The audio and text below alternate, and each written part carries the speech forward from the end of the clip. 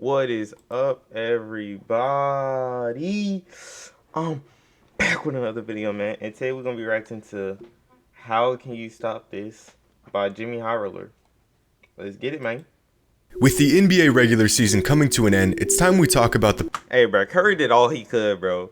The fact that Curry was one game away from making the playoffs with that team, that's actually crazy, bro. postseason Curry and what we MVP, might I don't expect to care. see over the next several weeks. Just a few days ago, championship odds were updated, and the Brooklyn Nets came out on top as the heavy favorites to win it all. The Lakers are the defending champs, but plagued by injuries and lack of depth, they have yet to show anything more than flashing signs of their championship pedigree. The Clippers have the third best odds, but after doing their best impression of the 2016 Warriors last season, the doubt surrounding this team's postseason success remains. After a blazing hot start to the season, the Jazz were looking great, but with Donovan Mitchell missing a month of action and still sidelined, they'll need to find another gear if they want to make a deep playoff run. The 76ers have great momentum going into the playoffs, but they have yet to prove their system works in the playoffs. And the Bucks are still having nightmares of that whooping the Heat gave them last year. Of course, it would be just as easy to pick apart the Nets and their weaknesses going into the postseason. Their subpar chemistry, the constantly changing rotation and lack of identity, and the glaring fact that their stars seem to be using some sort of tag team strategy, refusing to all suit up together on the same night, taking turns playing every other game. But there is a reason why odds makers see Brooklyn as the favorites going into this postseason. This team is way better than their Bro, they literally have a USA team, bro. Bro, they have Kyrie, Harden, KD, and Blake Griffin, bro. What?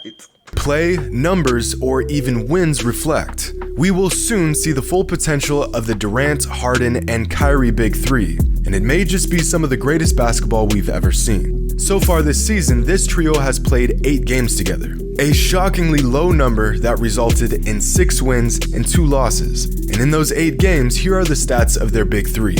Now, at face value, these numbers look, well, underwhelming. Durant averaging less than 24 points per game, Harden putting up great rebound and assist numbers but averaging nearly half as many points as he did last season, and Kyrie clocking in a very Kyrie stat line.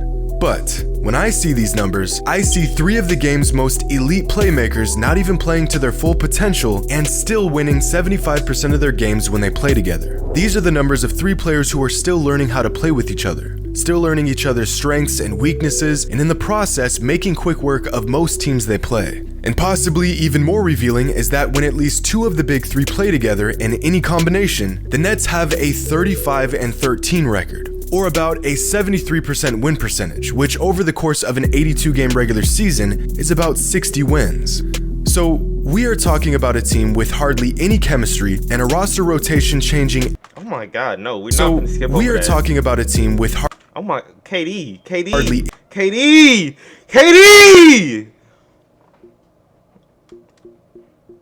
any chemistry and a roster Oh, bro. wins. Bro, I'm not So done, bro. we are talking about a team with KD, bro, just cut it off, bro. Just go ball, bro. Please do everyone a favor, bro. Just go ball, bro. chemistry and a roster rotation changing every other game that is still good enough to win 60 games in a regular season with just 2 of their 3 stars playing on any given night. There has never been a team like this one. When facing the best teams in the NBA, the Nets have a record of 16-6, a 73% win percentage, which means the Nets have a better record against the top 9 teams in the NBA than the most winningest team in the NBA has against the entire league. This team was built for big moments against good teams, aka the playoffs. But when I say that Durant, Harden, and Kyrie have hardly played any time together, I mean that if you caught the Nets on any given night, you would swear someone was lying about this Big Three even existing. 72 games, and they only managed to lace up together in just 8. Either Kevin Durant is hurt and the other 2 are playing, or Harden's hurt and Kyrie and Durant are cooking up, or Kyrie is on a trip of spiritual awakening and Durant and Harden are torching some poor team. Watching these 3 guys play together is kind of like spotting a UFO.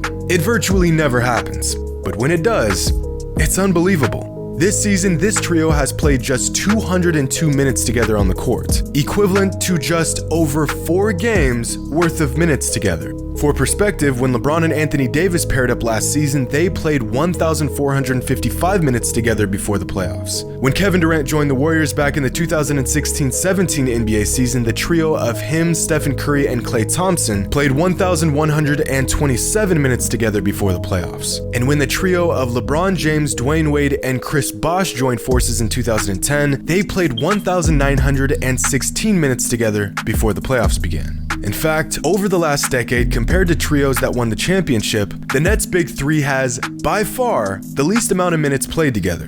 It is staggering that the favorites to win the NBA championship this season have played such few minutes. I got LA. I got the Lakers, bro. LeBron, bro. Please bring it home. Please bring it home for the Lakers, bro, so we can be over the Celtics, bro. Please. LeBron, bro. Please, bro. Yeah, I see that y'all losing to the Suns. How are y'all losing to the Suns, bro? Please, bro. Like, tee up, bro. There's no way. Minutes and together. they don't even have Chris Paul, bro. On the court. But if there was a Big Three that could pull this incredible feat off, it's this one. But as valuable as each of these players are to the Nets' success this postseason, the key to their historic offense is James Harden, the engine to this entire system. One aspect of Harden's game that is criminally underrated is his playmaking ability. When he isn't forced to score 35 points a game to keep his team afloat, the Beard is a master at setting up his teammates and creating an effortlessly flowing offense. This season with the Nets, when Harden plays, whether he's playing with his fellow superstars or not, the Nets have a 29-7 record, an unbelievable 81% winning percentage. And the more you watch him work his magic with this offense, it's pretty obvious why. Check out this play here. Jeff Green passes the ball to Harden for a high pick and roll. Now pause it here. Because Harden can hit any shot on the court, he demands the attention of 3 defenders, 2 of them completely committing to the ball, which allows Harden to make this easy pass to Green for the bucket. There's not much you can do about this. If Markkanen doesn't close out on James, he's got an open lane or an open jumper, which then forces Valentine to step up, which opens up Shaman in the corner. On this play, Harden comes off the screen, and look at this. Look at this. 4 different defenders have completely committed to guarding Harden. This is what happens when you have an all-world bucket getter running your offense. The defense is forced to pick their poison. And this is what happens when that all-world bucket getter is also one of the best playmakers in the game. And here's the catch. See, bro, if Curry had better team, bro, he could be doing the same thing, bro. But it's worse for Curry, bro. Oh God, as soon as he crosses half court, as soon as he crosses this half court line, bro, they already double teaming, triple teaming him, bro. That's man. The fact that he still be dropping 40 like that is crazy, bro.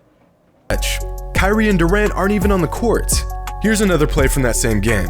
Harden brings the ball down. The defense scrambles knowing he can pull up from anywhere. Gotcha, bitch! Open cut inside for an easy bucket. And even if Harden doesn't make this pass, the open cut by Brown forces the defender to pick him up, leaving Kevin Durant open outside. All of this because the guy playing the point demands multiple defenders the minute he crosses half court. This was happening all night long. Harden controlling the game inside and out while scoring just 5 points. 5. The Nets can break you down in more ways than you can think of, and this is just one of them. While making this video, I read something interesting. Someone said that before Harden arrived in Brooklyn, the Nets were the Clippers of the East, with 2 great ISO scores, bad losses, underwhelming chemistry, and constant load management. Since when is Kawhi an ISO scorer? Okay.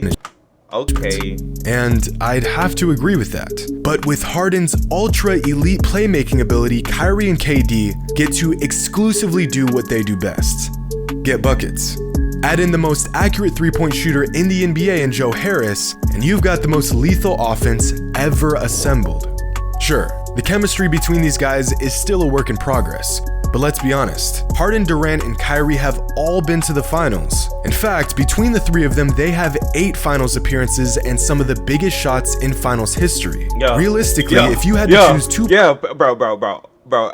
Hey, bro. This shot that Kyrie hit, that was more impactful than LeBron block. I don't care, bro. It's literally what won them the game, bro. Look at this shot, bro. Hold on, play that back, bro. Play that some back. Of the biggest shots in finals history. Realistically, if you had to choose 2 players in the entire NBA to have the ball in their hand... Bro, no, play that back. Play that back. Realistically, if you had to choose two players That in was the nasty. entire That was nasty. Where was LeBron? Where was in the corner, bro? In the corner. In the corner.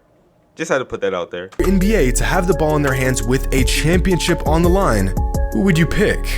Just saying, if that was Kobe or Jordan, they're taking that shot. There ain't no way they letting anybody else on the team take that shot for the game in the finals. No way. Personally, I'm going with those boys out in Brooklyn. Two of the most lethal crunch time players the NBA has ever seen. See, some teams are built for the regular season. You see this every year. They pile up win after win and look like contenders going into the postseason. Then come the playoffs and they fall apart and you question the value of those regular season victories. Well, Bro, on God, if I'm in the locker room, bro, they got them. Oh, bro, I'm smacking them cameras, on God. this Nets team is on the other end of that spectrum. A team that isn't going to amass a crazy regular season win total, but when it matters most, they're gonna run you out of the building. And to show just how different this big three is, here's a graph of the best crunch time scores in the NBA, with points per game in the fourth quarter on the y-axis and true shooting percentage on the x-axis. This is every single player in the NBA that has played considerable minutes in the fourth quarter. But most of these guys aren't making a huge impact in late game situations. Near the top, you'll find the best players in the NBA. Kawhi, Julius Randle, Jimmy Butler, the presumable league MVP Nikola Jokic. Curry. Go even further and you'll find the league's best crunch time scorers. Curry. Damian Lillard, Jason Tatum, Giannis, Embiid, Curry. Here's Kyrie, here's Harden, and here's KD. Yeah. Good luck to the other guys. Hey, WVid, bro. Jimmy Howlett got the best NBA videos. Not gonna lie to you guys, but we out, bro. Yes, sir. Like, comment, and subscribe.